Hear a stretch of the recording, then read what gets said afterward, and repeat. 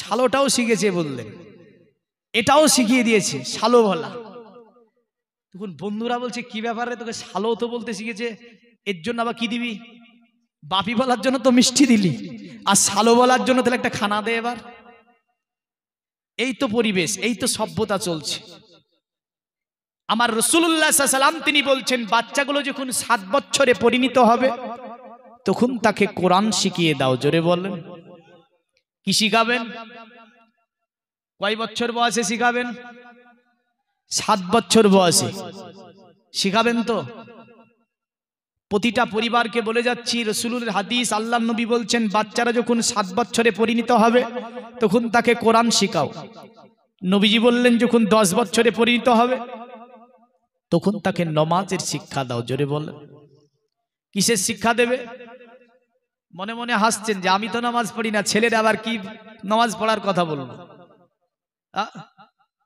বাপ মা কোরআন শরীফ পড়ে না, ছেলেকে কি কোরআন শরীফ পড়ার কথা বলবে? বাপ মার কানে লিড ভরা থাকে, ছেলেও লিড ভরবে, জেনে রাখবেন। বাপ মার সিনেমার টিভি দিকে পড়ে থাকে, ওই ছেলেটাও বড় হলে ওটাই শিখবে। আপনি মনে রাখবেন, আদর্শ একটা বাচ্চার বিকাশ সাধন হয় আস্তে আস্তে। আপনি যে পরিবেশে তাকে লালন পালন করবেন ওই পরিবেশটাই ছেলের গড়বে। আর এই জন্য কিয়ামতের দিন আপনাকে জবাবদাহি করতে হবে যে বল বাচ্চাকে কি শিখিয়েছিলি।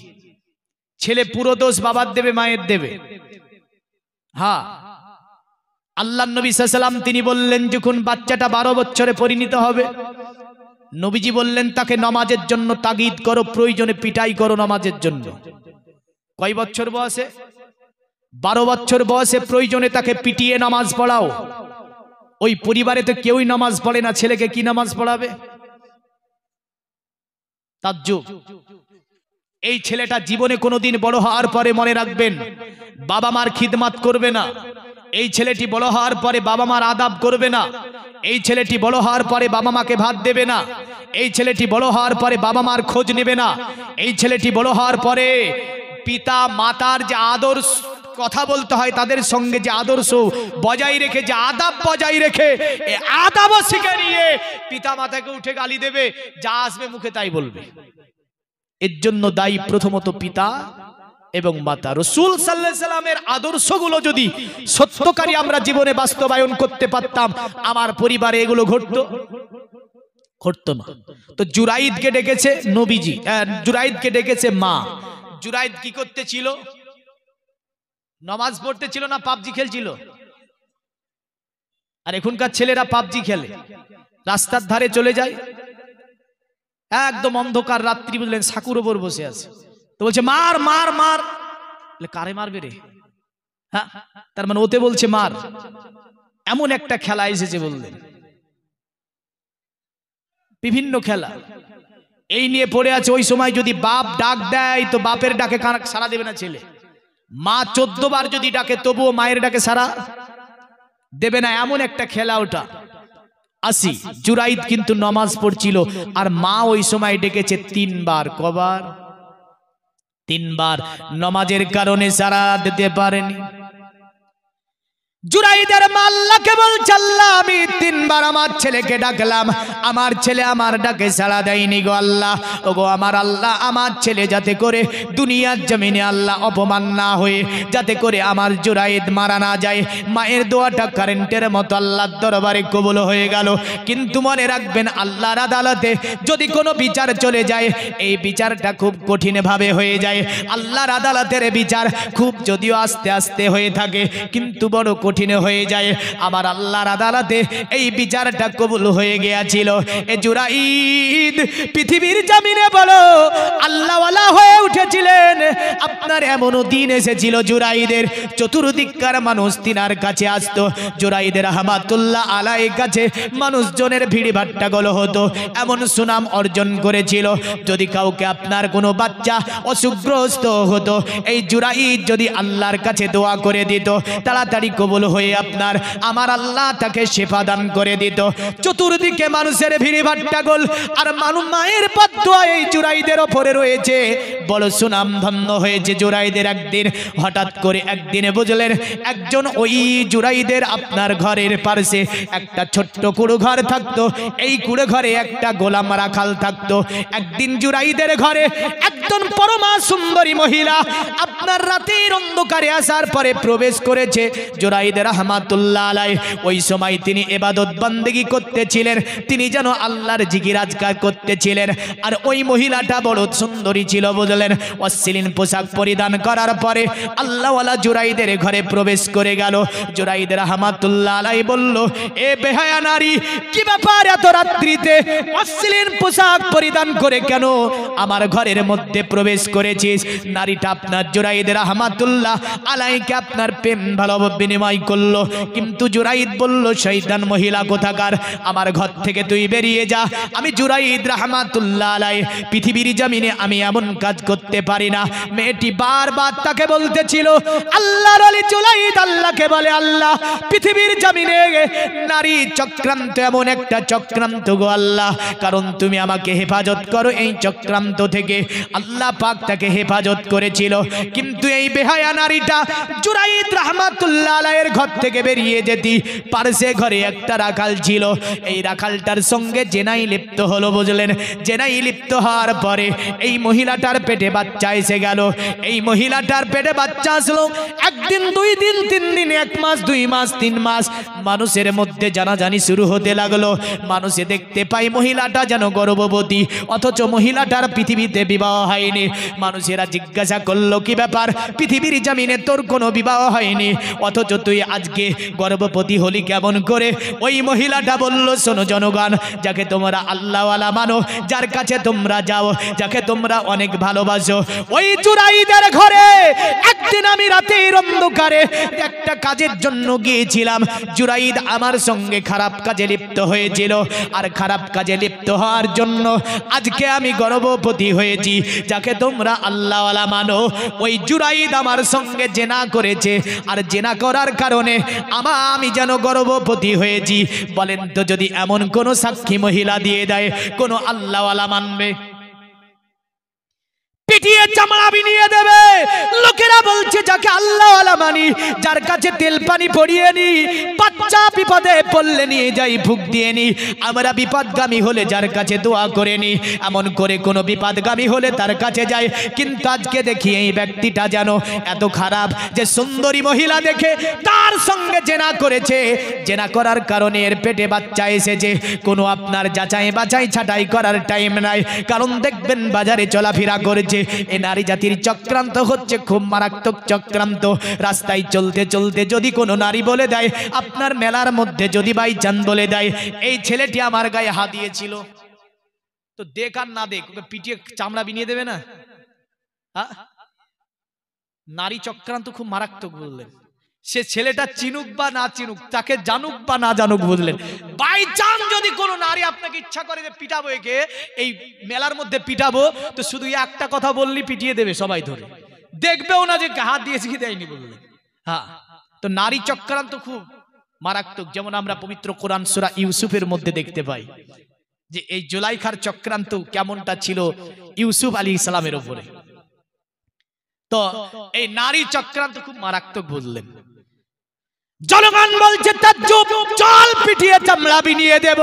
এত বড় আসপারদা ওর।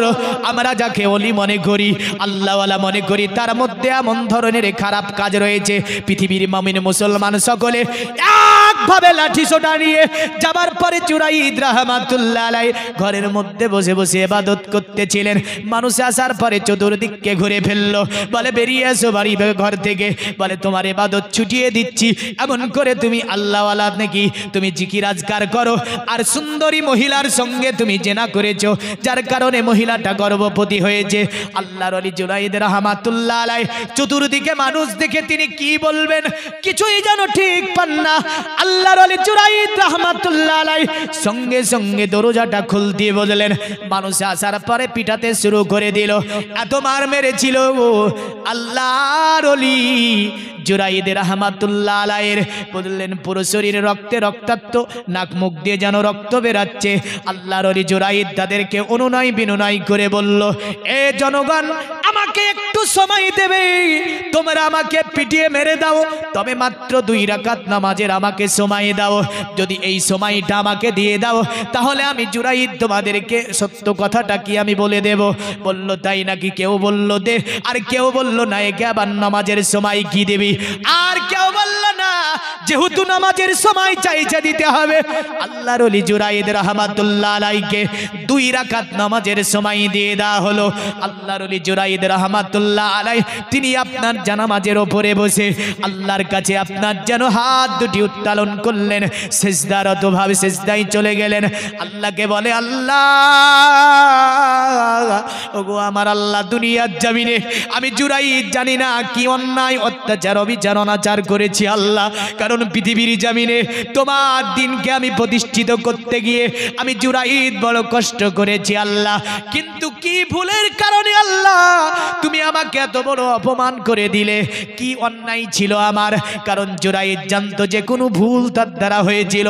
কারণ আমার আল্লাহ বলেছে, কুলিল্লাহুম্মা মালিকাল মুলকি তুতিল মুলকা মান তাশাউ ওয়া তানজিউল মুলকা মিম্মান তাশাউ ওয়া তুইজ্জু মান তাশাউ ওয়া তুজিল্লু মান তাশাউ বিয়াদিকাল খায়র ইন্নাকা আলা কুল্লি শাইইন কাদির।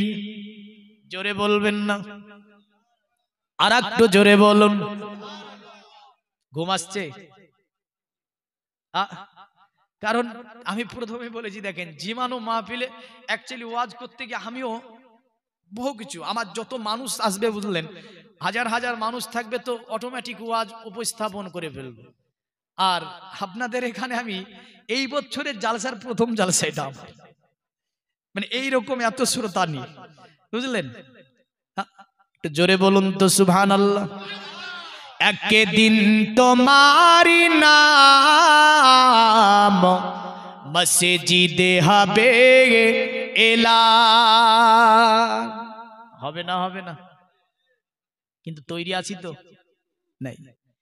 তৈরি থেকো, তৈরি রেখো, কবরে মান সামান, একদিন তোমারি নাম মসজিদে হবে এলান, একদিন তোমারি নাম মসজিদে হবে এলান। একদিন তোমাকে পরিয়ে কাফন, আত্মীয় স্বজন করবে দাফন। করবে না? করবে না? হঠাৎ চলে যাবে আদরের ধন, প্রিয় মা বাবার ভাসিয়ে নয়ন। তৈরি থেকো, তৈরি রেখো, সুন্নতি আমালিমান, একদিন তোমারি নাম মসজিদে হবে এলান, একদিন তোমারি নাম মসজিদে হবে এলান। নামে সমজাই করিবে এত, বন্ধ হয়ে যাবে জীবন নাটক। বাহাদুরি থাকিবে না দেহে যাইবন, ফুরিয়ে বসন্ত আসিবে শ্রাবণ। আসবে না? আসবে না? ভাবছে যে এই রক্তের তেজ, গরম, অহংকার, জওয়ানি এগুলো থেকে যাবে না, থাকবে না, ফুরিয়ে যাবে। কারণ যেমন বসন্ত ফুরিয়ে গিয়ে শ্রাবণের দেখা মিলে, বাহাদুরি থাকিবে না দেহে যাইবন, ফুরিয়ে বসন্ত আসিবে শ্রাবণ। তৈরি থেকো, তৈরি রেখো, কোরআনি আমালিমান, একদিন তোমারি নাম মসজিদে হবে এলান, একদিন তোমারি নাম মসজিদে হবে এলান। তৈরি থেকো তৈরি রেখো কবরে মাসামান। একদিন তোমারি নাম মসজিদে হবে এলান। জোরে বলুন, আর একটু জোরে হবে না? পৃথিবীর মুমিন মুসলমান জুরাইদ রাহমাতুল্লাহ আলাইহি, কারণ তিনি জানতেন আমার আল্লাহ বলেছে এই সাম্রাজ্যের মালিক হচ্ছে আমার আল্লাহ। যাকে তিনি ইচ্ছা করেন সাম্রাজ্য দান করেন, যাকে তিনি ইচ্ছার কাছ থেকে ইচ্ছা করেন সাম্রাজ্যকে আমার আল্লাহ ছিনিয়ে নেয়, যাকে ইচ্ছা করে মাল্লার বানিয়ে দেয়, যাকে আমার ইচ্ছা করে আমার আল্লাহ ফকির আপনার বানিয়ে দেয়, আবার ফকিরকে মাল্লার বানিয়ে দেয়। আমার আল্লাহ বলছে অতুইজ্জু মান তাশা ওয়াতুজিল্লু মান তাশা, আমি আল্লাহ যাকে ইচ্ছা করি সম্মান দান করে দিই, আর আমি আল্লাহ যাকে ইচ্ছা করি জিল্লাত বানিয়ে দিই, অপমান করে দিই। জোরে বলেন সুবহানাল্লাহ। জুরাইদ আল্লাহকে বলে আল্লাহ অতুইজ্জু মান তাশা ওয়াতুজিল্লু মান তাশা, আল্লাহ তুমি ইচ্ছাতের মালিক, তুমি সম্মানের মালিক আল্লাহ। আমি জুরাইদ আল্লাহ পৃথিবীর জমিনে এমন কি অন্যায় করেছিলাম, ভুল করেছিলাম আল্লাহ, যার কারণে তুমি আমাকে এত বড় সাজা দিয়ে দিলে। আমার আল্লাহ ইলহাম করে জানিয়ে দেয় জুরাইদ মনে করো সেই দিনের কথা যেই দিন তোমার মা তুমি নামাজ আদা করছিলে আর তোমার মা পিপাসিত হয়েছিল। এ জুরাইদ তোমাকে একবার নয় দুবার নয় তিনবার ডাক দিয়েছিল, তুমি তার ডাকে সাড়া দিতে পারোনি। জুরাইদ আল্লাহকে বলে আল্লাহ আমি যে নামাজের মধ্যে রত ছিলাম গো আল্লাহ, এই কারণে আমি আমার মায়ের ডাকে সাড়া দিতে পারিনি। বোঝা গেল কোনো ছেলে যদি আপনার তারা রাত্রিতে যদি নফল নামাজেও দাঁড়িয়ে যায় আর মা যদি ডাক দেয় মায়ের ডাকে সাড়া দেওয়া লাগবে। নফল ইবাদত ছেড়ে দিয়ে মার ডাকে সাড়া দেওয়া এটা ছেলের জন্য জরুরি। জোরে বলবেন না সুবহানাল্লাহ। ছেলে নফল ইবাদতে দাঁড়িয়েছে আর মা তাকে ডাকছে, তো বলছে নামাজ ছেড়ে দিয়ে মার কাছে যাও, কিন্তু ফরজ ইবাদত হলে হবে। ফরজ ইবাদতের বেলাতে নবীর ব্যাপারে কোরআনে বলেছে ইয়া আইয়ুহাল্লাযীনা আমানুস্তাজিবু লিল্লাহি ওয়ালির রাসূলি ইজা দাআকুম। এ পৃথিবীর ঈমানদারেরা, এ পৃথিবী বিশ্বাসীরা, যখন তোমাদেরকে আমার নবী ডাক দেবে তোমরা যদি অতএব যে কাজই করতে থাকো না কেন সব কাজ বন্ধ করে দিয়ে আমার নবীজির ডাকে তুমি সাড়া দিয়ে দাও। এতেই তোমার জীবনের মঙ্গল আছে, এতেই তোমার জীবনের কল্যাণ আছে। আমার আল্লাহ বলে শোনো, যদি নামাজ পড়ো নামাজ ছেড়ে দাও নবীর ডাকে, রোজা রেখেছো রোজা ছেড়ে দাও, এমন করে হজে যাচ্ছ হজে নবী যদি ডাক দেয় বন্ধ করে দাও। আজান দিচ্ছ আমার নবী তোমাদেরকে ডাক দিয়েছে আজান বন্ধ করে দাও, নবীজির ডাকে সাড়া দিয়ে দাও, এতেই তোমার জীবনে মঙ্গল আছে। জোরে বলেন সুবহানাল্লাহ। হযরতে জুরাইদকে মা ডাক দিয়েছিল, নামাজের কারণে সাড়া দিতে পারেনি। বলেন তো আমাদের পিতা মাতাদের কতই না কথার খেলাপ আমরা চলেছি। মা এক বলেছে আর এক করেছি, মা ডাক দিয়েছে বলেছি শুনতে পারবো না তোমার কথা, তোমার কথা শোনার সময় নাই। বলেন এই ছেলেটির নামাজ কাজে লাগবে, রোজা কাজে লাগবে, হজ কাজে লাগবে, যাকাত কাজে লাগবে না, লাগতে পারে না গো। এই ছেলেটা আল্লাহ জাহান্নামে চলে যাবে। কারণ নবীজি বলেছেন পিতামাতাকে খুশি করো, কারণ পিতামাতা যদি নারাজ থাকে আমি আল্লাহ আমার মসজিদে আসার পরে এ বান্দা তুই যদি তওবা করিস চোখ দিয়ে পানি বয়ে যায়, আমার মসজিদ দিয়ে যদি পানি গড়িয়ে যায় আমি আল্লাহ তোকে ক্ষমা করব না বান্দা। কারণ তুই হুকুকুল্লাহর ইবাদতে যদি ভুল করিস, হুকুকুল্লাহর ইবাদতে কমি করিস, আমি আল্লাহ আমার মসজিদে আসার পরে আমি আল্লাহ আমার কাছে ক্ষমা চা, আমি আল্লাহ তোকে ক্ষমা করে দেব। কিন্তু মায়ের কাছে যদি ভুল করার পরে, মায়ের যদি অতএব হক নষ্ট করার পরে এ বান্দা তুই আমার মসজিদে আসার পরে ক্ষমা চাস, আমি আল্লাহ তোকে মাফ করব না। বোঝা গেল যে ভাইয়ের হক নষ্ট করেছেন, মায়ের হক নষ্ট করেছেন, বাবার হক নষ্ট করেছেন, মসজিদে গিয়ে মাফ হবে? কোথায় যেতে হবে? ভাইয়ের হাতখানাকে ধরে বলতে হবে, ভাই তোমার হকটা যে আমি নিয়ে নিয়েছিলাম, বাবার 10 বিঘা জমি সব এক টিপে চোখ কাটাতে যাবো বলে নিয়ে নিয়েছিলাম, তোমার জমিটা তুমি ফিরে নাও আর আমাকে ক্ষমা করে দাও। ভাই যদি ক্ষমা করে দেয়, জেনে রাখবেন আল্লাহ ক্ষমা করবে। আর আল্লাহর দরবারে ওখানে গিয়ে কোনো কাজ নাই যদি ভাইয়ের কাছে না যান। ঠিক না ভুল? মার হক নষ্ট করেছেন। ঈদের দিন 5টি ছেলে, তো বড় ভাই ভাবছে যে ছোট ভাই হয়তো মার জন্য জামা কাপড় নেবে, আমি নেব না। আর ছোট ভাই ভাবছে বড় ভাই দেবে, মেজো ভাই ভাবছে সেজো ভাই দেবে, আর সেজো ভাই ভাবছে মেজো ভাই দেবে। তো 5 জন বুঝলেন মুখ তাকাতাকি, এ বলছে ও দেবে আর ও বলছে ও দেবে। ঈদের দিন হয়ে যাচ্ছে, বাবা মা তাকিয়ে আছে, কোনো ছেলে হয়তো একটা আমাকে কিছু দেবে, কোনো ছেলে হয়তো একটা আমাকে শাড়ি এনে দেবে, বাবা ভাবছে কোনো ছেলে হয়তো একটা গেজি লুঙ্গি এনে দেবে আমাকে, কিন্তু দেখা যাচ্ছে মুখ তাকাতাকি চলছে ছেলেদের মধ্যে। বললেন ঈদের দিন সকালে 5 ছেলের মধ্যে কেউ দেয়নি। বলেন তো এই পরিবারটা জান্নাতে যাবে? এই ভাবনা চিন্তা হচ্ছে ইবলিস শয়তানের ভাবনা চিন্তা। কারণ আপনার বড় ভাই যত বড় কোটিপতি হোক না কেন, আপনি দিন 200 টাকা ইনকাম করেন, এভাবে সংসার চলেন, যেমন আপনার পরিবারের জন্য কিনেছেন। কে আপনার ভাই কোটিপতি দেখে লাভ নাই। আপনার বাপ মা মনে রাখবেন, আপনি যেটা পারবেন ক্রয় করবেন, মা বাবাকে দিয়ে দেবেন। আপনার বড় ভাই কোটিপতি দেখে তো লাভ নাই। হ্যাঁ, অনুরূপ সকলের মন মানসিকতা হবে ওই রকমই। ছেলেটার জন্য যেমন কিনতে পেরেছি, মায়ের জন্য কিনতে পারা যাবে না? যাবে না? যাবে না? যাবে না? আর একটা বিষয় মনে রাখবেন, বাড়িতে একটা ছোট্ট ছেলে আছে, বাজারে গেলে কি করেন আপনি? কি করেন?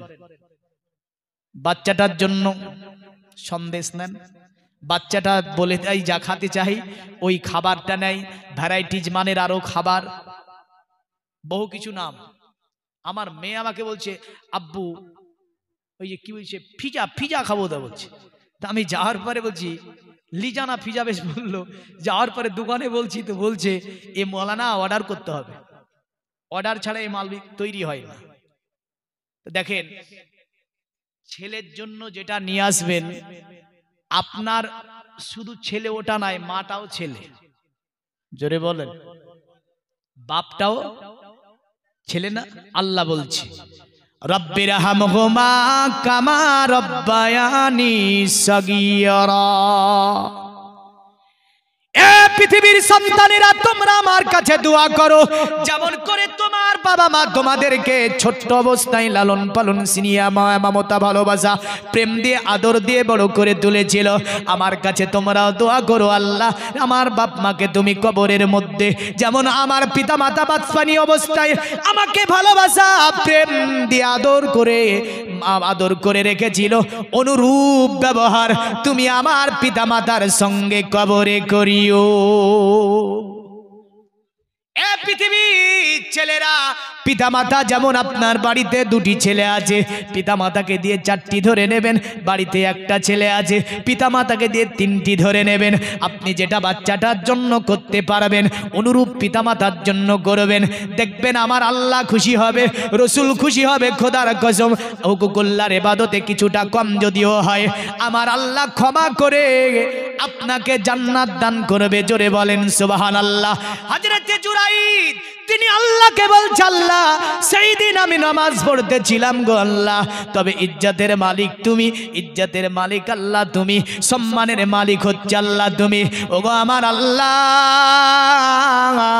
আমি জুরাইদ রাহমাতুল্লাহ আলাইহি, আল্লাহ তুমি এই সম্মান থেকে আমাকে, অতএব এই জিল্লাত থেকে আমাকে হেফাজত করো, এই অপমান থেকে তুমি আমাকে বাঁচিয়ে নাও।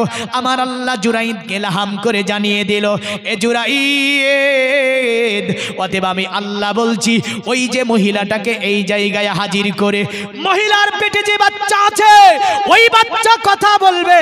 তার বাবার নাকি তার বাবার নামটা কি? জুরাইদ বলছে আল্লাহ ও তো কয়েক মাসের বাচ্চা হয়েছে তার পেটে। আমার আল্লাহ বলে জুরাইদ দেখো না আমি আল্লাহ পাক যখন ইউসুফের ওপরে যখন জুলাইখা লাগালো এমন করে তাহামাত আমি আল্লাহ বাচ্চা ছেলেকে দিয়ে কথা বলিয়ে নিলাম।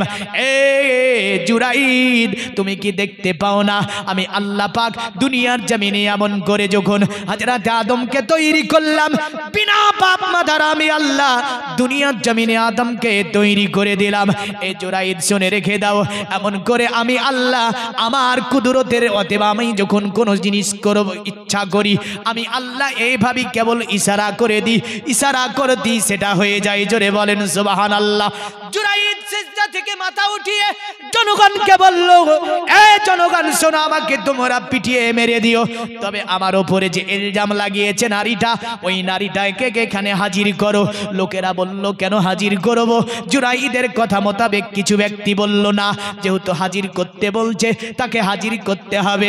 জুরাইদ রাহমাতুল্লাহ আলাইহি আপনার তিনি বললেন হাজির করতে, ওই মহিলাটাকে হাজির করা হলো। আল্লাহর ওলি জুরাইদ রাহমাতুল্লাহ আলাইহি ওই মহিলাটার দিকে তাকিয়ে বলছে এ মহিলা আমি জুরাইদ রাহমাতুল্লাহ আলাইহি একটা কথা বলবো তোকে, সত্য করে তুই বলবি? বলল হ্যাঁ বলবো। বলো। বলে সত্যি যদি না বলিস তোর পেটে যে বাচ্চাটা আছে এই বাচ্চা সাক্ষী দিবি তার বাবাকে, তার বাবার নামটা কি এই বাচ্চা কথা বলবে। জুরাইদ রাহমাতুল্লাহ আলাইহি আল্লাহর কাছে তিনি আপনার বিচার দায়ের করে দিয়েছেন। সঙ্গে সঙ্গে মহিলা থরথর করে কাঁপতে শুরু করেছে। জনগণ বলছে কি ব্যাপার রে এখন কেন এমন করে কাঁপছিস?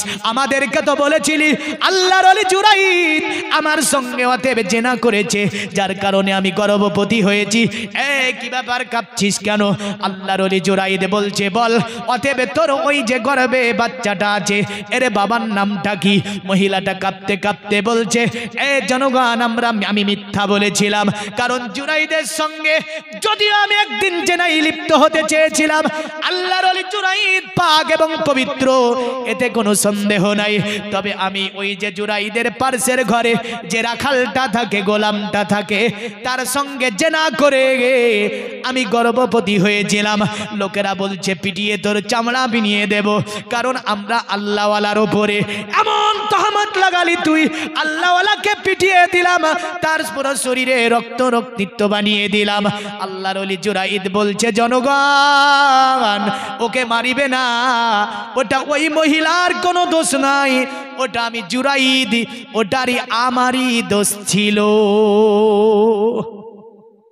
সুবহানাল্লাহ। জুরাইদ উদার মনের মানুষ বলছে মহিলার কি দোষ?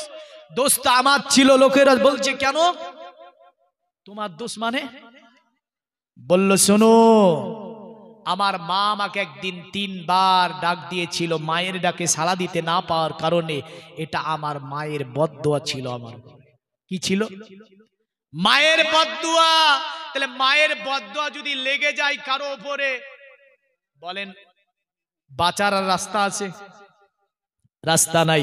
তাই বলবো মায়ের বদদোয়া নেবেন না। এই কারণে রাসূলুল্লাহ আমার মুসলিম শরীফের হাদিসে এইভাবে বলছেন রাগিমা আনফুহু রাগিমা আনফুহু রাগিমা আনফুহু, অতএব তাদের নাকগুলি ধুলাই ধূসরিত হোক, তাদের নাকগুলি ধুলাই ধূসরিত হোক, তাদের নাকগুলি ধুলাই ধূসরিত হোক। সঙ্গে সঙ্গে সাহাবী দাঁড়িয়ে বলছে কিলা মান ইয়া রাসূলুল্লাহ। সাহাবী বলছে ইয়া রাসূলুল্লাহ ওরা কে যাদের নাকগুলি ধুলাই ধূসরিত হবে? তো নবীজি সাল্লাল্লাহু আলাইহি ওয়াসাল্লাম তিনি বলছেন ক্বালা মান আদরাকা ওয়ালিদাইহি ইনদাল কিবার, ওরা তারা যারা দুনিয়ার জমিনে বুড়া পিতামাতা পেল। জোরে বলেন সুবহানাল্লাহ। কি পেল? বুড়া পিতামাতা। আর বিরক্ত হবেন না, 12:30 হয়ে গিয়েছে, 1টার দিকে দোয়া হয়ে যাবে, পালাবেন না কেউ, কারণ যথেষ্ট রাত্রি হয়ে গেছে আপনাদের জন্য মনে হচ্ছে। হ্যাঁ, তো একটু দোয়া একটু ছোট্ট করে আমরা দুরূদ পড়ি, তারপরে হাদিসটা বলছি। আল্লাহুম্মা সাল্লি আলা। নবীজি বললেন ইনদাল কিবার, যারা বুড়া বাপ মা পেল কিন্তু কি করতে পারল না। আল্লাহর নবী বললেন আহাদুহুমা আও কিলাহুমা, একজন পেল বা দুজন পেল। সুবহানাল্লাহ, কত সুন্দর বর্ণনা নবী দিচ্ছেন মুসলিম শরীফ। একজন পেল বুড়া বাপ মা বা দুজন বুড়া বাপ মা উভয় কি পেল? নবীজি বলছেন ওয়ালাম আদখুলিল জান্নাহ, অতঃপর যারা জান্নাত অর্জন করতে সক্ষম হলো না, তাদের দুনিয়ার জমিনে বেঁচে থেকে কোনো লাভ নাই, কারণ তারা বুড়া বাপ মা পেয়েছে অথচ জান্নাত অর্জন করতে পারেনি। কত সুন্দর বর্ণনা নবী দিলেন। নবীজির আরেকটা হাদিসে এইরকম ভাবে নবীজি বসে আছেন। আল্লাহর নবীর একজন সাহাবী যার নাম জাহিমা, হাদিসটি বর্ণনা হয়েছে এইভাবে আন জাহিমা তা জা ইলান নবী সাল্লাল্লাহু আলাইহি ওয়াসাল্লাম। জাহিমা তিনি রাসূলুল্লাহর দরবারে এসে বলছেন আরাতু আন আকজু ইয়া রাসূলুল্লাহ, আমি যুদ্ধে যাওয়ার ইরাদা করেছি, আমি যুদ্ধ করব। আমার নবীজি বলছে যুদ্ধ কেন করবে? সাহাবী বলছে ইয়া রাসূলুল্লাহ ইয়া হাবিবাল্লাহ, নবী গো যুদ্ধ করে আল্লাহর জান্নাত অর্জন করতে চাই। কার জান্নাত? জান্নাত অর্জন আপনারা করতে চান না? চান না? এই চান না? তাহলে জান্নাতের বর্ণনা অন্য দিক থেকে আমরা শুনেছি বহু, কিন্তু এই যে পারিবারিক দিকটা আমরা জানি না। না জানি? জানি না। এই যে নারীরা আছে, বলেন তো নারীদের জান্নাত কোথায় আছে জানেন? রাসূলুল্লাহ সাল্লাল্লাহু আলাইহি ওয়াসাল্লাম বলছেন আল্লাহ ছাড়া কাউকে সিজদা করা যাবে না। আল্লাহ ছাড়া কাউকে যদি সিজদা করা জায়েজ থাকতো, প্রতিটা নারীকে বলতাম আপন স্বামীকে সিজদা করো। কাকে সিজদা করো? আপন স্বামীকে সিজদা করো। কিন্তু এখন বাড়িতে যাওয়ার পরে বলেন তো দেখি যে এক গ্লাস পানি নিয়ে দাও, বলো ওখানে ট্যাব লাগানো আছে টিপে খাও। এখন কোনো সময় নাই। বলবে না? বলবে না? সব নারীকে বলছি না, কিছু নারী, সব নারী এমন নয়। আমার নবীজি বলছে ওই নারীটা অতঃপর যদি রোজা রাখে, হজ করে, যাকাত দেয় আর স্বামীকে নারাজ করে, রাসূল বলছে ও জান্নাতে যাবে না। এটা একটা পারিবারিক দিক। এই দিকগুলো কিন্তু আমাদের জানা নেই। দেখেন রাসূল সাল্লাল্লাহু আলাইহি সাল্লাম তিনি বলছেন, জাহিমা বলে ওই ব্যক্তি এসে বলছে আমি জান্নাত যাওয়ার জন্য কি করব? যুদ্ধ করব। আমার নবীজি বললেন তুমি কি করতে চাও? বলে আরাতু আন আকজু ওয়াকাদ জিতু আস্তাশিরুকা ইয়া রাসূলুল্লাহ, আপনি বলেন, আপনি আমাকে এই ব্যাপারে কোনো অভিমত মানে আপনার মতামত দেন। আমার নবী বলছে ক্বালা ওয়ালাম মাল্লাম উম্মি, এ সাহাবী বাড়িতে কি তোমার মা নাই? নবী বললেন মাল্লাম উম্মি, তোমার মা কি বাড়িতে নাই? ক্বালা নাম, জাহিমা বলল হ্যাঁ আমার মা বাড়িতে আছে। আল্লাহর নবী সাল্লাল্লাহু আলাইহি ওয়াসাল্লাম বলছে শোনো, তোমাকে যুদ্ধ যেতে হবে না, যুদ্ধ করতে হবে না তোমাকে। আল্লাহর নবী বলছেন ক্বালা আলজিমুহা, তুমি তোমার মায়ের খিদমত নিজের উপরে অপরিহার্য করো। জোরে বলেন ক্বালা আলজিমুহা, তোমার মায়ের খিদমত তোমার উপরে অপরিহার্য করে নাও। কারণ নবী বলছেন ইন্নাল জান্নাতা ইনদা রিজলিহা, কারণ জান্নাত তোমার মা বাবার কদমের নিকটে আছে। জোরে বলেন সুবহানাল্লাহ। কারণ তুমি যদি তোমার মায়ের খিদমতটা করে নিতে পারো, যুদ্ধে যাওয়ার প্রয়োজন লাগবে না, জিহাদ করার প্রয়োজন লাগবে না, শহীদ হওয়া লাগবে না, এমন করে কষ্ট করা লাগবে না। ইন্নান জান্নাতা ইনদা রিজলিহা, তোমার জন্য তোমার জান্নাত আছে মায়ের কদমের নিকটে। তুমি তোমার মায়ের কদম ধরে পড়ে যাও, দেখবা তুমি আল্লাহর দয়ার জান্নাতে চলে যাবে। জোরে বলেন সুবহানাল্লাহ। দুনিয়ার মুমিন মুসলমান, কত সুন্দর উপদেশ নবীজি দিলেন। এমন করে আবি দাউদের আরেকটা হাদিস মা বাবা সম্পর্কে আল্লাহর নবী সুন্দরভাবে বলছেন। নবীজি ঈসা সালাম বলছে, শোনো আমার সাহাবীরা, অতএব যখন কোনো সন্তান সকালবেলায় আপনার উঠে গেল, উঠে যাবার পরে চোখ দুটিকে মুছতে মুছতে যদি মা বাবার দিকে একটু ভালো নজরে তাকিয়ে ফেলে, আল্লাহর নবী ঈসা সালাম তিনি বললেন যেন ওর জন্য জান্নাতের দরজাকে খুলে দেওয়া হলো। জোরে বলেন সুবহানাল্লাহ। সাহাবী বলছে, ইয়া রাসূলুল্লাহ, ইয়া হাবিবাল্লাহ, ওগো নবীজি দয়া করে বলবেন। অতএব কোনো বাবা এবং মা উভয়ের দিকে তাকায় যদি, আল্লাহর নবী বললেন যদি বাবা মা উভয়ের দিকে একটু মহব্বতের নজরে তাকিয়ে দেয়, আমার আল্লাহ ওই বান্দার জন্য দুটি জান্নাতের দরজাকে খুলে দেয়। সাহাবী বলছে, ইয়া রাসূলুল্লাহ, যার মা বাবার মধ্যে একজন আছে, আল্লাহর নবী বললেন একটা দরজাকে আমার আল্লাহ পাক ওর জন্য উন্মুক্ত করে দেয়। জোরে বলি সুবহানাল্লাহ। কিন্তু আমরা জান্নাত খুঁজি। এ পৃথিবীর মুমিন মুসলমান, মনে রাখো জান্নাত তোমার বাড়ির ঘরের মধ্যে আছে, বাড়িতে প্রতিদিনের জান্নাত আছে, কিন্তু জান্নাত খুঁজে বেরে বেরে আমরা হয়রান পেরেশান না। এখানে ওখানে ওখানে জান্নাত খুঁজতে খুঁজতে হয়রান পেরেশান। কিন্তু নবী বলছে জান্নাত তোমার বাড়িতেই আছে, তোমার মায়ের কদমের নিকটে জান্নাত। তুমি জান্নাত অর্জন করতে হলে তাদের খিদমত করে নাও, তাহলে নিশ্চয় তুমি জান্নাতে চলে যাবে। জোরে বলেন। এগুলো উম্মতের জন্য আমার নবীজি যে উপদেশগুলো দিয়ে গেলেন, আচ্ছা বলেন এতে সমস্ত ধর্মের মানুষের মঙ্গল আছে না অমঙ্গল? এই উপদেশ শুধু মুসলিমের জন্য না, সকল জাতির জন্য। নবীজিতে কথা বললেন না মুসলমান তোমরা এটা করলে তোমার জন্য, নবীজি মুতলাকান বলেছে প্রতিটা হাদিস। এই জন্য আল্লাহর নবী সাল্লাল্লাহু আলাইহি ওয়াসাল্লামের উপদেশগুলো দেখে আরবের বুড়ো বুড়ো মানুষেরা এসে কলেমা পড়ে ইসলাম ধর্ম গ্রহণ করে নিয়েছিল। এই কারণে তাদের আপনার বেদে আছে, যেমন জগবেদের মধ্যে আছে অসবমাসু গমা আরুহে দেবদত্তং জগৎপতি হসিনা সদোদামান নমস্তে সবার যে গুণানি বিধান চিররান্না সোনা খোনা খোয়না প্রতিমুদ্দাতি নিপ্রলিঙ্গ চুদ্দ দোষণ কোটি সোনি অনুসাদিং অথোতিসং ভবিষ্যন্তি মনংসি বিসদানিবে বসুদেবঙ্গরা গাতি পুণ্য গন্ধ নিষ্পৃসাম পরজন পদনাংবে হতিস্কিলাৎ সুসদেবা ধর্মা কিত্র যুগা देवालगश्चारा हुष्टपुष्ट संतुष्ट कल्कोरजनी चाबुबा नना दिवदास लिंगे सुभसानि भूषिते सुचा इंद्रजाली बुद्धाति कल्प का पूजा का जनाना संति बल्ला सुने রেখে দাও পৃথিবীর জমিনে নবী যিনি হবে তিনি বিশ্ব মানব হবে। নবী যিনি হবে তার মধ্যে পৃথিবীর সব ধরনের সদ্গুণের অধিকারী হবে। জোরে বলেন সুবহানাল্লাহ। পণ্ডিতকে বললে পণ্ডিত দয়া করে দুনিয়ার জমিনে তুমি বলে যাবে নবীর বর্ণনা অনেকগুলো তুমি দিলে, অতএব নবীটা দেখতে কেমন হবে, নবীর চেহারা কেমন হবে, দয়া করে একটু কি বলা যাবে না? বলল নবীর চেহারা বেদে বর্ণনা দিতে পারবো না, নবী কেমন হবে এমন বর্ণনা বেদে দিতে পারবো না। বলে কেন গো, নবীর বর্ণনা কেন দিতে পারবে না? বলে এতটা দিতে পারবো, চিররান্না সোনা খোনাং হয় না প্রতিমুদ্দাতিং, আখিরি নবী যিনি হবে তিনার চেহারা যেন 14 তারিখের চাঁদের চেয়ে উত্তম হবে।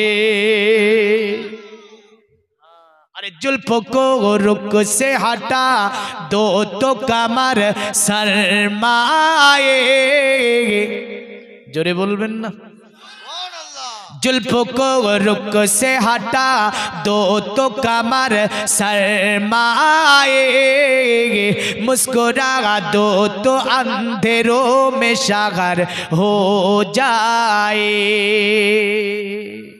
আমার নবীজির মুখমণ্ডলটা চাঁদের চেয়ে উত্তম, তাই বেদে বলল চিররান্না সোনা খোনা খইনা প্রতি মুদ্দাতিং নিপ্রলিঙ্গ 14 দূষণ কোটি সোনিউনো সেদিং অতুতিসং ভবিষ্যন্তি মনংসি বিসদানি বে বসুদেবঙ্গর গাতি পুণ্যগন্ধানি স্পৃশাম।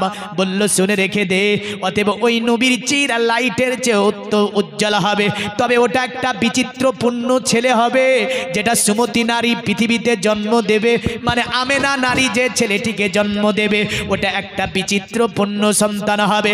বলল কেন গো, ওটা বিচিত্রপূর্ণ কেন হবে? বলল শুনে রেখে দে, ওই সুমতি মানে আমেনা নারী যে ছেলেটিকে জন্ম দেবে, ওই ছেলেটি যেন জন্মের পরে কথা বলতে পারবে, আর জন্ম যখন নেবে নিপ্রলিঙ্গ 14 কোটি সোনে অনুসাদে, তখন যেন তিনি খাতনা করা অবস্থায় দুনিয়ার জমিনে পদার্পণ করবে। জোরে বলেন সুবহানাল্লাহ। অতঃপর বলল অথতিসং ভবিষ্যন্তি মানসি বিসাদানিবে, পৃথিবীর জমিনে তার সংস্পর্শে যারা এসে যেতে পারবে তাদের জীবনটা ধন্য হয়ে যাবে। দুটি জগতের শান্তি আল্লাহ যার কদম তলে ন্যস্ত করেছেন তিনি হচ্ছে আব্দুল্লাহ ছেলে মুহাম্মদ সাল্লাল্লাহু আলাইহি ওয়াসাল্লাম। তাই তারা বলল অথতিসং ভবিষ্যন্তি মানসি বিসাদানিবে বাসুদেবাঙ্গরা গাতি পুণ্যগন্ধানি স্পৃশাম। তবে তাকে যদি চিনতে অসুবিধা হয়, জানতে অসুবিধা হয়, মানতে অসুবিধা হয়, ওই নবী যে রাস্তা দিয়ে ভ্রমণ করে চলে যাবে ওই রাস্তা পর্যন্ত কয়েকদিন ধরে খুশবুতে ভরা থাকবে। জোরে বলেন সুবহানাল্লাহ। পরজান পদানাংবে হাদিস কিলাদ সুসা। তবে তোদেরকে বলে দিচ্ছি দুঃস্থ যেমন কাজ যখন কমপ্লিট হয়ে যাবে, মানুষ দলে দলে দলে দলে আসার পরে ওই মুহাম্মাদের হাতে হাত দিয়ে কলেমা পড়ে ইসলাম ধর্ম গ্রহণ করবে। আরো চিনতে যদি অসুবিধা হয় তারা বলল দিবা ধর্মা কিত্রু যুগা দিবা লাগচ্ছ চারা ঘুষ্ট পুষ্ট সন্তুষ্ট কলকুরা জুনি চাপুবা নানা দেবা দিলিঙ্গে সুবুসানে বুসিতে সুচা ইন্দ্রজালি বুদ্ধাতি কল্পকা পূজা কা জানানো শান্তি। বলল শুনে রেখে দে, যখন সুমতি নারী ওই বাচ্চাটাকে জন্ম দেবে যত দেব মূর্তি থেকে নিয়ে যা কিছু আছে সকলে তার সম্মানে যেন ঝুঁকে যাবে।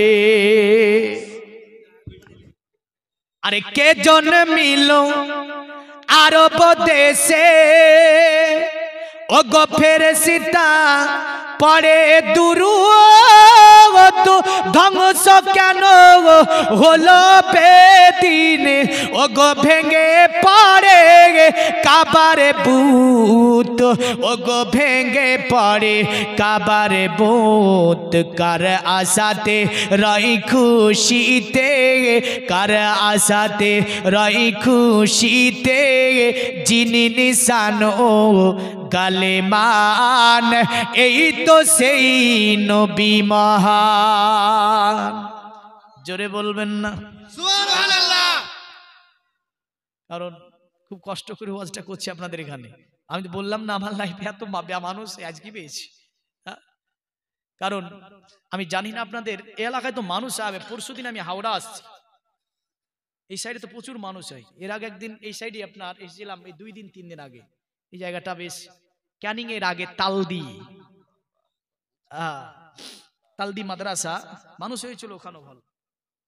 তো দেখেন কবি মানব বেশে দুনিয়ায় এসে কে দেখালেন খোদার শান, এই তো সেই নবী মহান। জোরে বলেন এসে জিবরিল করতেন নাজিল যারে ওপরে পাক কোরআন, এই তো সেই নবী মহান। আরে দুনিয়া পেল নতুন জীবন ও গো শুকনো গাছে ফুল ফুটে, কারে অসিলাই আদম নবী খোদার নিকট হয় মাকিবুল, ও গো খোদার নিকট হয় মাকিবুল। কে বাহলেন নবীর সরদার, কে বাহলেন নবীর সরদার, ও গো খোদার পরে কারিস্তান, এ তো সে নবী মহান। মানব বেশে দুনিয়ায় এসে কে দেখালেন খোদার শান, এ তো সে নবী মহান। এসে জিবরিল করতেন নাজিল যারে ওপরে পাক কোরআন, এ তো সে নবী মহান। তাই আপনার সনাতন ধর্মে ভবিষ্যৎ অবতার কলির কলকি পুরাণে বলল শুনে রেখে দে, ওই নবীটা দুনিয়াতে যখন আসবে দেব মূর্তিগুলো পর্যন্ত তারে সম্মান জানাবে। উষ্টা পুষ্টা সন্তুষ্টা কলক রজনী চাবুবা নানা দেবা দিলিঙ্গে সুভূষানে ভূষিতে সুচা ইন্দ্রজালি বুদ্ধাতি কল্পুকা পূজা কা জানানো শান্তি। বলল যে গাছ ফুল ফুটেনি জীবনে ফুল ফুটবে, যে গাছে পাতা বেরায়নি ওই গাছে পাতা বেরাবে, যে মরুভূমি পানির অভাবে ঘাস বের করতে পারেনি অবতার কলির কলকি দুনিয়াতে আসাতে মরুভূমিতে ঘাস বেরিয়ে যাবে। তিলকবাজি চলবে না, তিলকবাজিদের ইন্দ্রজালিকদের কল্প কাহিনী দিয়ে মানুষকে ভুলিয়ে ভালিয়ে রাখা যাবে না। অবতার কলির কলকি আসার পরে তিলকবাজি বন্ধ হয়ে যাবে। তিনি দুনিয়াতে কাজটা কি করবে? শান্তিকে কায়েম করবে, পৃথিবীতে শান্তি প্রতিষ্ঠিত করবে যিনি, তিনি হচ্ছেন অবতার কলির কলকি। বলল নাম কি হবে? ভবিষ্য পুরাণে নামটাও সুন্দর করে বলেছে, বলেছে তসলিল্লন্তরে মিরচ্চাচার্যেন সম্ভাবিত মহামাদিতি খ্যাত শিক্ষ শাখা সম্ভাবিত নিপ্রসেজা মহাদেবং মরিস্থল নিবাসী নমো গঙ্গা জলেশ্চ সংস্নাপ্য পঞ্চগব্য সম্ভবিতে নমস্তে বিরিজানাথ মরিস্থল নিবাসীনে তিপ্রারসুরনাশাই বহুমায়া প্রবার্ধিনে। বড় মন্ত্র মানে করতে গেলে অনেক দূর চলে যাবে। এখানে মোহাম্মদ বলে আপনার আমার নবীজির নামখানা তাদের কিতাবে লিখেছে, যদিও আপনার জগবেদে বলেছে ওই ছেলেটির নাম হবে নারাসং সংসুদিষ্টজম পসং সপ্রথস্তমাং, মানে তার নাম হবে নরাসং। যদিও আর একটা মন্ত্রে অথর্ববেদে বলেছে এইভাবে মধ্যবর্তীতা দেবাদক্রান্তি প্রাকৃতিতা বিষ্ণং ভক্কৈত সদামেদা শাস্ত্রী চ শ্রিতা, মানে তিনার নামের প্রথম অক্ষর হবে ম আর শেষ অক্ষর হবে দ। তবে পুরা বেদের মধ্যে একটা মন্ত্রে আমার নবীজির নাম আল্লাহর নাম ডাইরেক্ট না হয়েছে। মন্ত্রটা যদিও এইভাবে লেখা আছে, অতএব মন্ত্র লিখেছে তারা এভাবে বেদে একটা মন্ত্রতে আল্লাহর নাম ডাইরেক্ট বলা হয়েছে, আমার নবীজির নাম ডাইরেক্ট বলেছে। মন্ত্রটা এইভাবে আছে উদার বিন্দ্র মহাশ্রেন্দ্র আল্লাহ জ্যেষ্ঠম শ্রেষ্ঠম পুণ্য ব্রাহ্মণম আল্লাম আল্লাহ রসুল মোহাম্মদ গম্বর সাল্লাল্লাম আদলাং বুকমে গামাল্লা বুকামিল্লা খিলার দিগাম। অতএব আল্লাহ যিনি সকল দেবতার মেন দেবতা তিনি, আর আল্লাহ রসুল মোহাম্মদ অতিবরণীয় নবী, তাকে মানতে হবে, তাকে জানতে হবে। আর আল্লাহ যিনি তিনি আল্লাহ হয়, আল্লাহর কখনো দ্বিতীয় হয় না। একাং ব্রহ্ম দত্ত নহি না দত্তি কিঞ্চং একাং দত্তং না দ্বিতীয় চতুর্থ না পশ্চাত্তে না পঞ্চম না ষষ্ঠম সপ্ত না পশ্চাত্তে না অষ্টম না নবম দশম না পশ্চাত্তে জয়তং বিদুমি কিবৃতং বেদ। বলো ওয়ারসাল্লাল্লাম, আল্লাহ যিনি আল্লাহ হবে, আল্লাহ দ্বিতীয় চতুর্থ পঞ্চম কোনোটাই হবে না। বলল কেমন? বলে শোন, জয়তং বিদুমি কিবৃতং বেদ, তাকে যারা একক বলিয়া জানিতে পারিবে তাহারাই তাকে প্রাপ্ত হইবে। জোরে বলেন সুবহানাল্লাহ। অতঃপর বলল আদলাং বুকমে কামাল্লা বুকাম ইল্লা কিলারতি কামাল্লা ওয়াক্কায় আব্বাই নিরঞ্জন নিরাকার ওয়াহাদাহুলা শারিক, তার সঙ্গে কারো তুলনা হবে না। এই যে সমস্ত আল্লাহর শানে যাহা কিছু জানিয়েছেন যিনি, তিনি কে? মুহাম্মদ সাল্লাল্লাহু আলাইহি সাল্লাম। আর মুহাম্মদ সাল্লাল্লাহু আলাইহি সাল্লাম হচ্ছেন আমাদের নবী, আমাদেরই নয় শুধু সকলের নবী মুহাম্মদ সাল্লাল্লাহু আলাইহি ওয়াসাল্লাম। আল্লাহ পাকের নবীর ভালোবাসা, নবীর প্রেম, নবীর মহব্বত পৃথিবীতে রেখে আমরা 5 ওয়াক্ত নামাজ পড়তে পারি। সকলে বলুন আল্লাহুম্মা আমিন। আর একটু জোরে বলবেন না? রাত্রি গভীর হয়েছে, দরজাগুলো বন্ধ হয়েছে, দোকান বাকাল বন্ধ হয়েছে, কিন্তু আল্লাহর রহমতের দ্বারগুলি খুলে গিয়েছে। জোরে বলবেন না? খুলেছে না খুলেনি? খুলেছে। আমি জান্নাতুল ফিরদাউসের কটা বলেছিলাম? চালাতে হবে, এই দেখেছেন তো। যাক, জান্নাতুল ফিরদাউসের কটা বলেছিলাম? 5টা। 1 নাম্বার কি বলেছিলাম? সত্যবাদী হবে। 2 নাম্বার কি বলেছিলাম? ধৈর্যশীল হবে। 3 নাম্বার কি বলেছিলাম? শিষ্টাচার হবে। শিষ্টাচার বুঝেন? বাংলা ভাষা কিন্তু বুঝে না। শিষ্টাচার কি? ছেলে বাবার সম্মুখে বাম হাতে পানি পান করছে, বাবা বলবে বাম হাতে নয় ডান হাতে ধরো। ছেলে দাঁড়িয়ে পানি পান করছে, দেখে বলবে দাঁড়িয়ে নাই বসে পান করো। ছেলে দেখা যাচ্ছে যে আপনার জুতোগুলোকে উল্টো করে পাই দিয়ে চলে যাচ্ছে, তো বাবা বলবে উল্টো হয়েছে সোজা করে পাই দাও। এমন করে আপনার ছেলে দেখা যাচ্ছে খেতে বসে মোবাইল দেখাচ্ছে। এ কি শিষ্টাচার গো? শিষ্টাচারটা কি তাই বুঝে না বললেন? মোবাইল দেখাচ্ছে, মা আর ছেলেকে ভাত খাওয়াচ্ছে, বুঝলেন? জীবনে এই ছেলেটার শরীরের থেকে রোগ তো যাবেই না, বুঝলেন? আর এই শরীরে বুঝলেন ওই খাবারটা কাজও লাগবে না। শিষ্টাচার হচ্ছে ছেলেকে মা খেতে দেবে, বলবে বাবা বিসমিল্লাহ বলে খাও, বিসমিল্লাহ বলে শুরু করো, আস্তে আস্তে খাবার খাও, পানি ডান হাতে খাও, 2 হাতে 3 ঢোকে পানি পান করো। এই যে আদর্শটাই শিষ্টাচার। আর চতুর্থ নাম্বারে বলেছিলাম কি, আল্লাহর রাস্তায় ব্যয়কারী হবে ও, চতুর্থ নাম্বার। তা আল্লাহর রাস্তায় ব্যয় করেছেন তো? করেছেন না? যাক, অনেক করেছেন। হযরত উসমানে গনি রাদিয়াল্লাহু তাআলা আনহু তিনি যুদ্ধে জাইশুল উসরা, যাতে তাবুকের যুদ্ধ ছিল, তো রাসূলুল্লাহ বলছিলেন দানের ফজিলাত। উসমানে গনি বলল 100টা উট দিলাম। আবার নবীজি বলছিলেন, আবার উসমান দাঁড়িয়ে বলছে আর 100 উট দিলাম।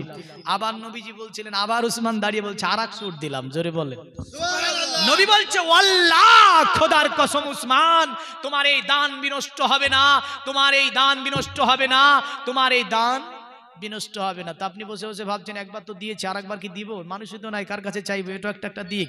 মা বোনেরা অনেক আছে, হয়তো কি দেখতেও পাই না, জানি না ওরা কত আছে। তো যাই হোক, এখানে রাতের শেষ অংশ, এই যে আল্লাহর রাস্তায় ব্যয়কারীরা আছে, গভীর রাত্রি আপনারা যেটা পারবেন, যার শেষ ভালো তার সব ভালো। এটা প্রবাদ বাক্য না হাদিস? এটা হাদিস না প্রবাদ বাক্য? বলে প্রবাদ বাক্য না হাদিস। এই হাদিস ইমাম বুখারী সহিহ বুখারী শরীফের মধ্যে সংকলন করেছেন, দীর্ঘ বড় হাদিস। হ্যাঁ, হাদিসের শেষটুক হচ্ছে যার শেষ ভালো তার সব ভালো।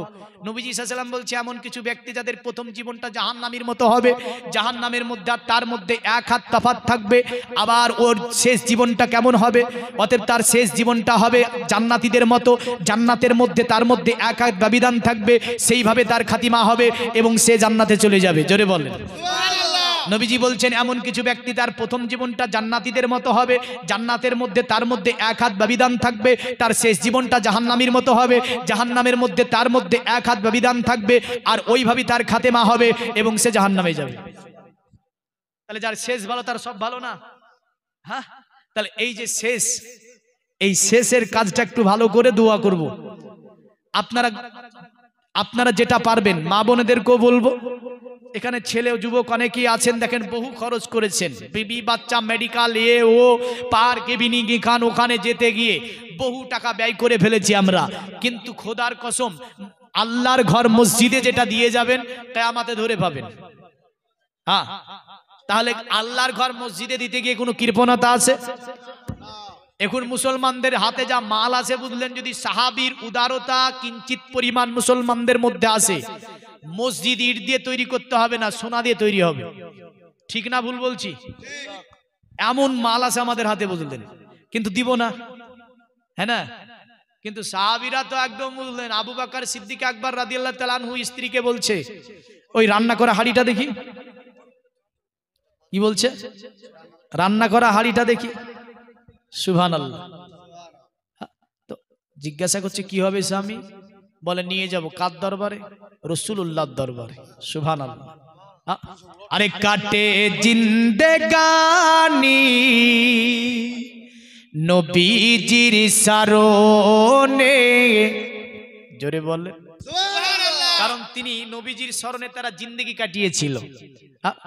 নবীর দেখা পাই যেন শয়নে সপনে, কাটে জিন্দেগানি নবীজির শরণে, নবীর দেখা পাই যেন শয়নে সপনে।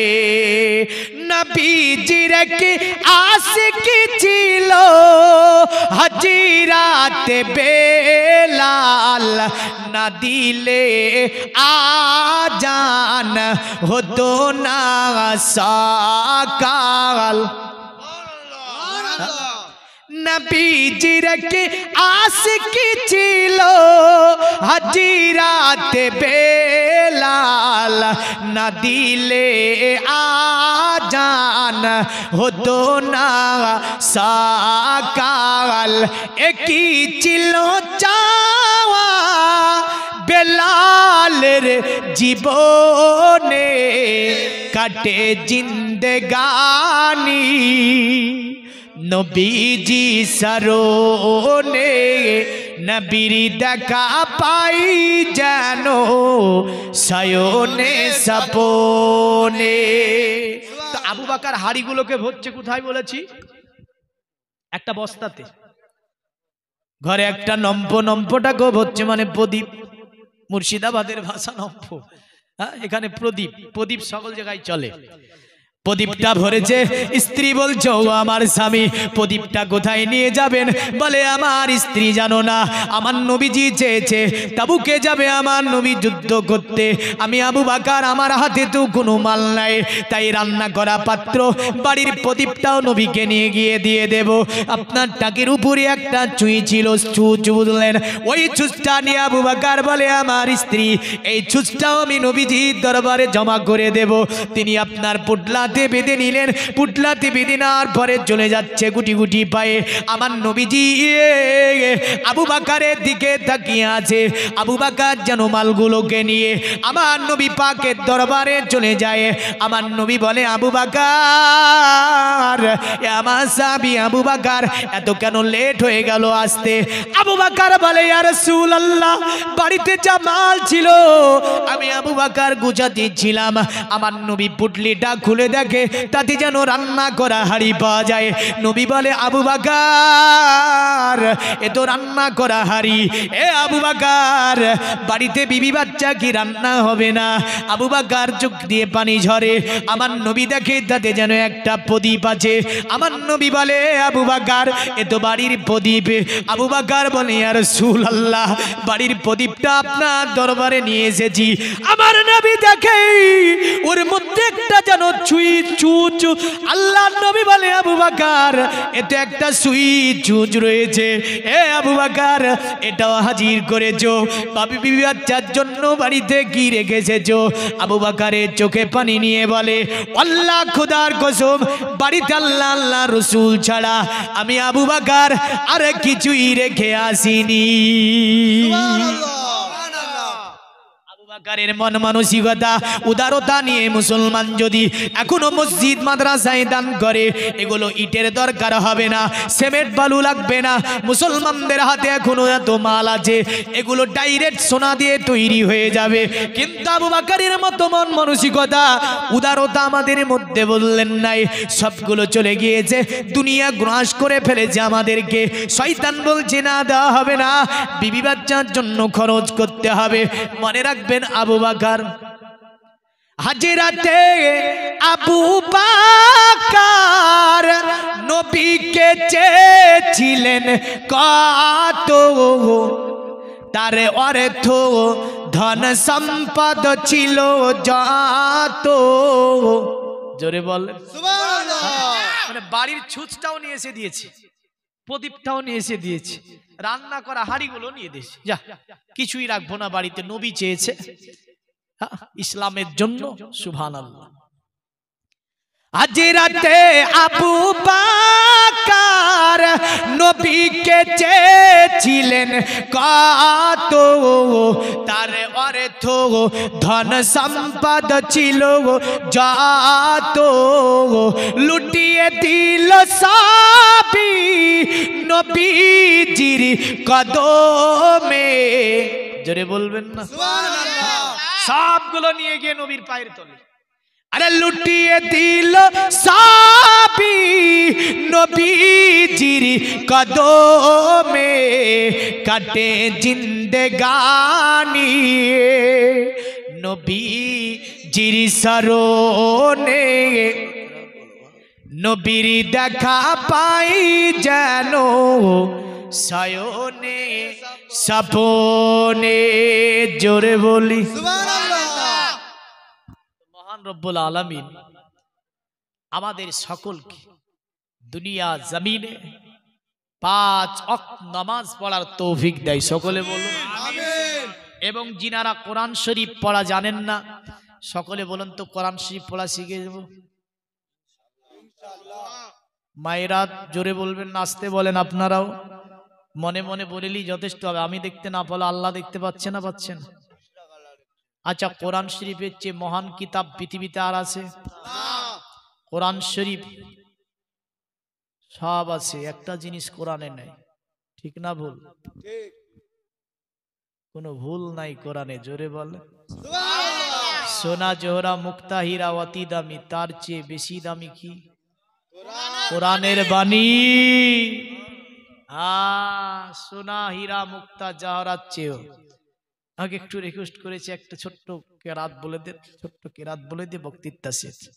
আল্লাহর কোরআনের বাণী সবচেয়ে উত্তম না? একটু সকলে একটু আল্লাহর মহব্বতে বলি তো, নারায়ে তাকবীর, নারায়ে তাকবীর, আল্লাহু আকবার বলতে।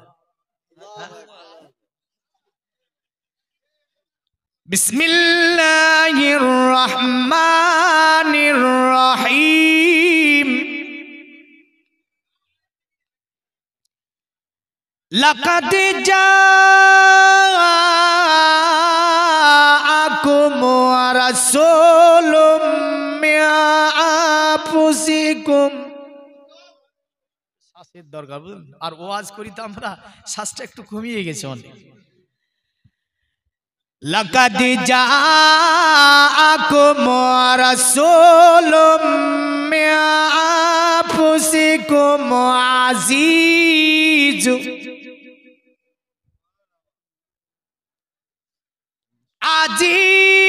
আজিজুন আলাইহি মা আনিতুম হারিস। সুবহানাল্লাহ। হারিসুন আলাইকুম বিল মুমিনিনা রাউফুর রাহিম।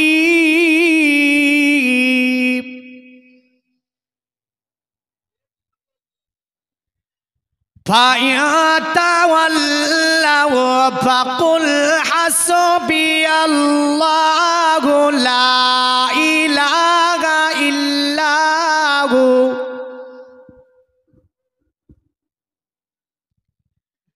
আলাইহি তাওয়াক্কালতু ওয়া হুয়া রাব্বুল আরশিল আযীম। সাদাকাল্লাহুল আযীম। মাশাআল্লাহ, মাশাআল্লাহ। আল্লাহ পাক।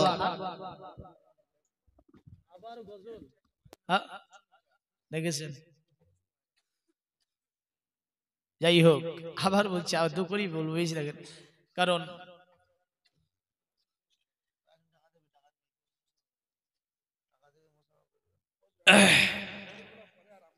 একটু দরুদ আল্লাহুম্মা সাল্লি আলা সাইয়্যিদিনা মাওলানা মুহাম্মদ ওয়া আলা আলি সাইয়্যিদিনা মাওলানা মুহাম্মদ ওয়া বারিক ওয়া সাল্লিম। সালাতু ওয়া সালাম আলাইহি রাসূলুল্লাহ।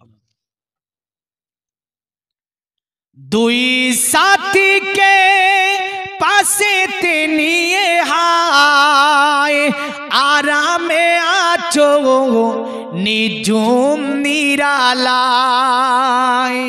সারা দাও রাসূলুল্লাহ, ডাকে যে আশিক তোমার। ইয়া রাসূলুল্লাহ, ইয়া হাবিবাল্লাহ,